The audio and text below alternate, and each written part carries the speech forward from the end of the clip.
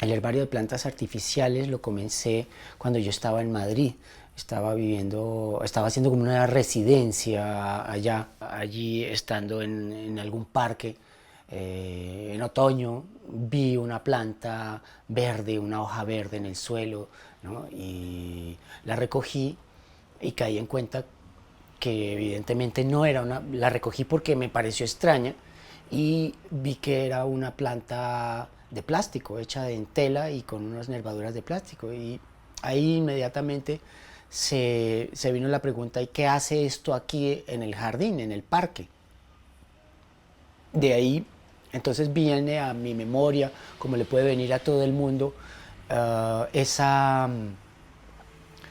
forma de, esas clases que tuviste en la primaria sobre la biología, de recoger las plantas, ponerlas en un cuaderno, disponerlas sobre un papel y luego ver de qué se trata eso. Es como un principio de la naturaleza que todos pasamos en la escuela. Y entonces a mí me sucedió eso y dije, bueno, si ahorita la naturaleza es esto, entonces voy a recolectarla y la voy a, y voy a repetir el proceso que hacíamos con la naturaleza natural.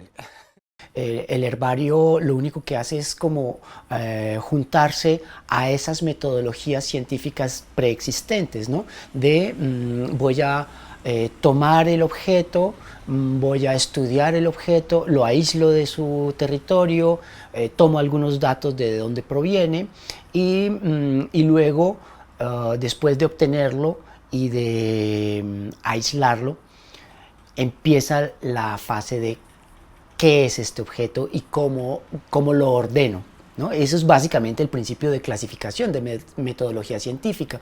Hago una documentación gráfica, le tomo una fotografía del lugar, lo guardo en donde lo tenga que llevar y luego en el estudio pues lo etiqueto. Después viene la idea de, ok, de esto se puede hacer una lámina, es decir, vamos a estudiar de qué se trata esto. Sí, efectivamente tiene estas partes.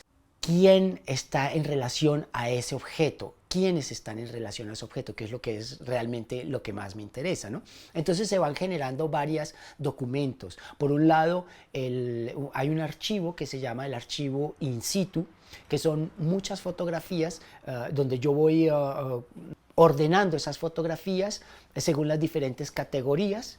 Clasificación de plantas, de entradas de restaurantes chinos, de aeropuertos. Luego, las láminas botánicas son, digamos, las he ordenado tal vez como por la expedición. Y tal vez eso es lo que me da para hablar sobre qué es ese acto de la expedición misma, ¿no? Cómo está el viajero yendo a un determinado lugar, calificando, clasificando, recolectando, pero además poniendo también su propia cultura en ese acto viajero, ¿no? Entonces aquí está el objeto recolectado y aquí hay un análisis a la manera, digamos, tradicional de las funciones del arte, que lo que hace es dibujar las partes y ver cómo se componen. Y esta sección de aquí es digamos, la disección de los diferentes elementos que componen la flor. Luego hay una numeración que puede hacer relación a dónde están estas diferentes partes en el contexto general. Abajo hay una descripción física que dice plástico, tela, alambre y pigmentos. Y luego un punto y coma dice Made in China, es decir, hecho en la China. Y al final, pues la información básica del herbario, el recolector, el lugar y la fecha.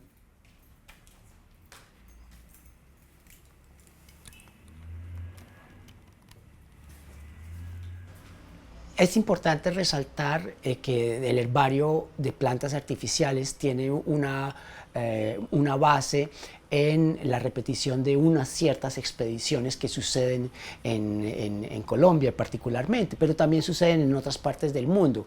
Es decir, una nación desarrollada europea, va a un determinado territorio y lo ordena, es decir, proyecta su cultura en sí en este territorio y lo clasifica. Trae, además de los científicos, también necesita la formación de unos ilustradores de esas plantas que se van recolectando, pero que cuando una vez recolectadas,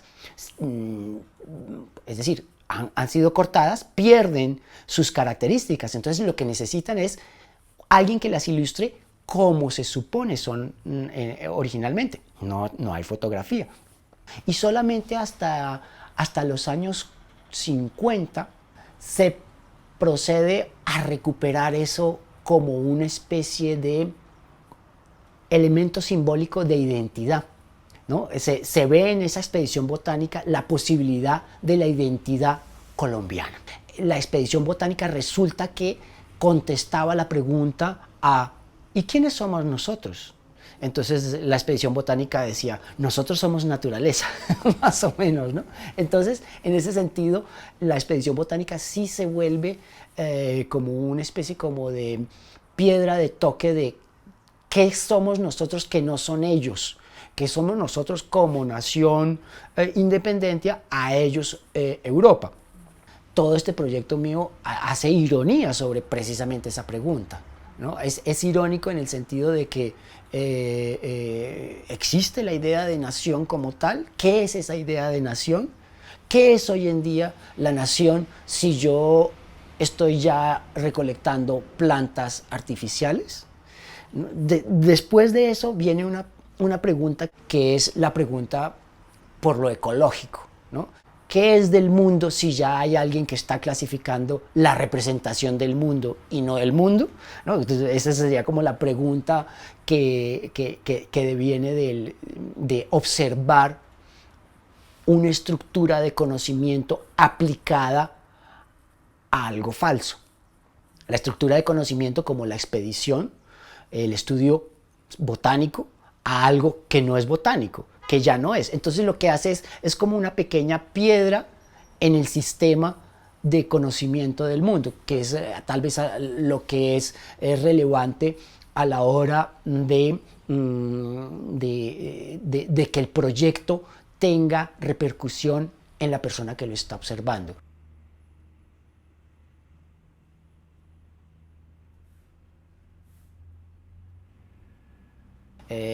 Yo mismo considero que el proyecto es una colección en sí misma, ¿no? Me he dado cuenta que lo que yo hago es coleccionar plantas, no hacerlas. Colecciono cosas que hacen otras personas, luego las pongo dentro de otro orden. El herbario de plantas artificiales es una colección de engaños.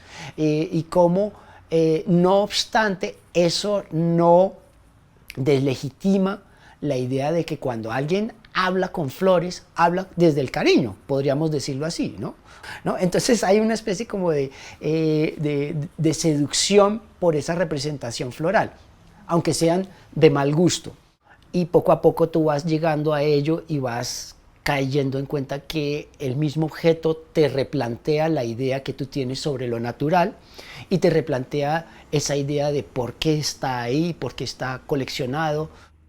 Cuando vas detrás de la historia de los jardines botánicos, ves cómo realmente los jardines son piezas de colección inicialmente. Yo quiero coleccionar.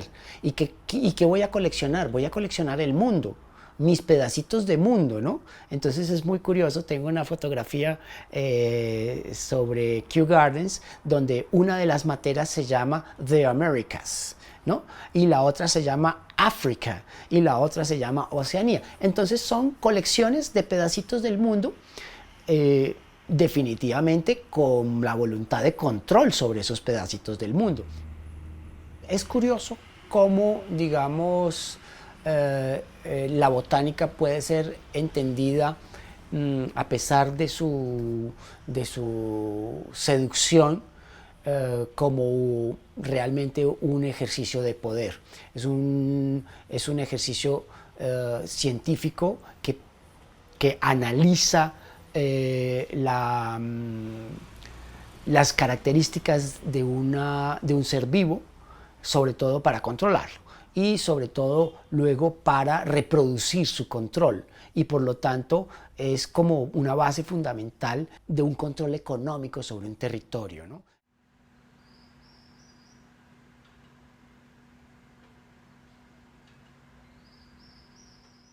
La pieza que está en la colección de Essex es una pieza para mí que habla de como de dos ejercicios del mundo científico sobre los territorios, sobre el hombre, sobre la naturaleza. El, digamos, eso vincula el mundo de la expedición botánica y el herbario de plantas artificiales con un proyecto que desarrollé en una expedición al Perú y que tenía que ver con la práctica de la antropología sobre los territorios. Esa idea de tratar de clasificar las diferentes razas a través de y justificar las diferencias raciales como una jerarquización de esas razas, ese era el verdadero problema que estaba ahí subyacente. Hoy en día la antropología tal vez ya tiene en cuenta esa visión, digamos, de prejuicio, de jerarquización racial, quién estudia a quién y por qué lo estudia y cómo lo clasifica, que en esto hay historias del siglo XIX y del siglo XX enormes, ¿no? Grandes colecciones de cómo analizar una determinada población para ver si está por encima o por debajo de quién, ¿no? Más o menos esa conclusión es el problema. Tal vez no el análisis científico per se, pero sí las conclusiones y cómo esas conclusiones también se convirtieron en una herramienta de justificación para un ejercicio de poder.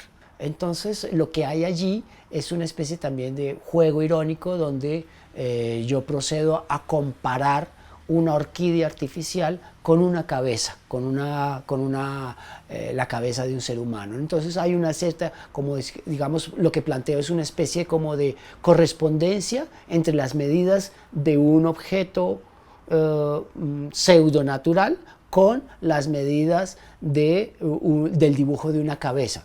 En últimas es un absurdo como tal, pero precisamente ese absurdo es lo que pone en relevancia el problema ese de la jerarquización que derivó de la interpretación de las medidas como tal.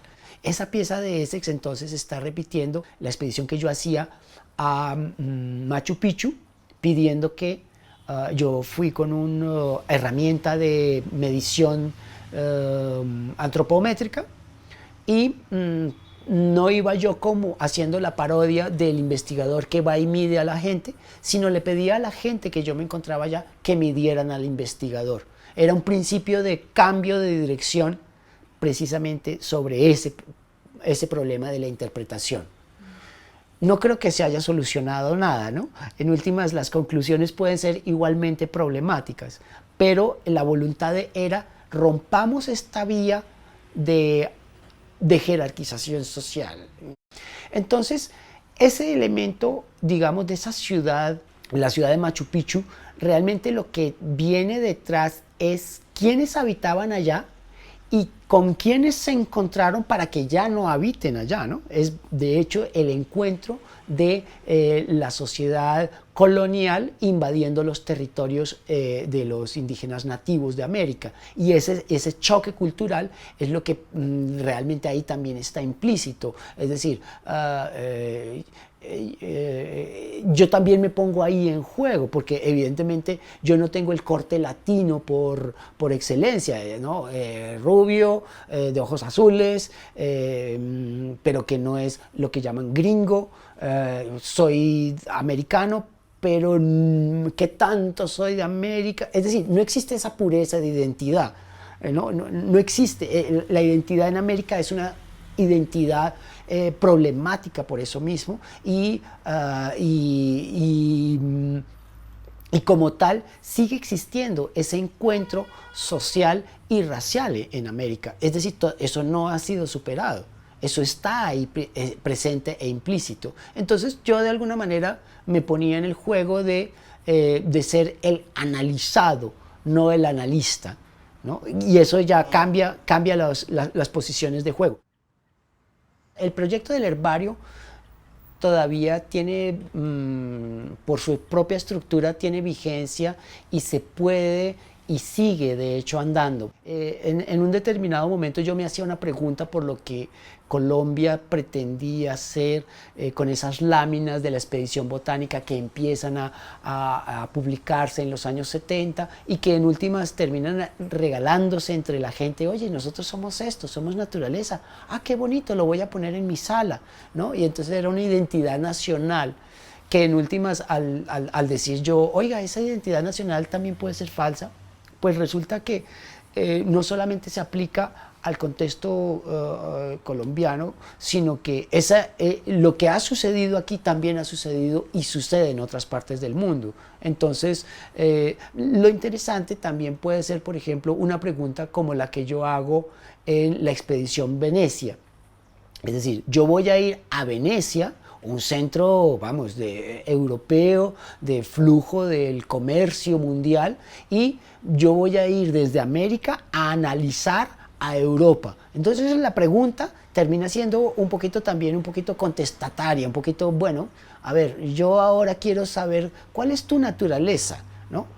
Haciendo la ironía de cómo preguntaba Europa sobre lo americano o sobre lo aborigen o sobre lo nativo o lo exótico allende los mares, ¿no? Entonces yo llego y vuelvo y pregunto, me repregunto, oye, ¿es posible que yo te haga la misma pregunta desde mi posición? Y sí, es posible hacer la pregunta. Y lo importante no será la respuesta, sino el hecho mismo de hacer esa pregunta.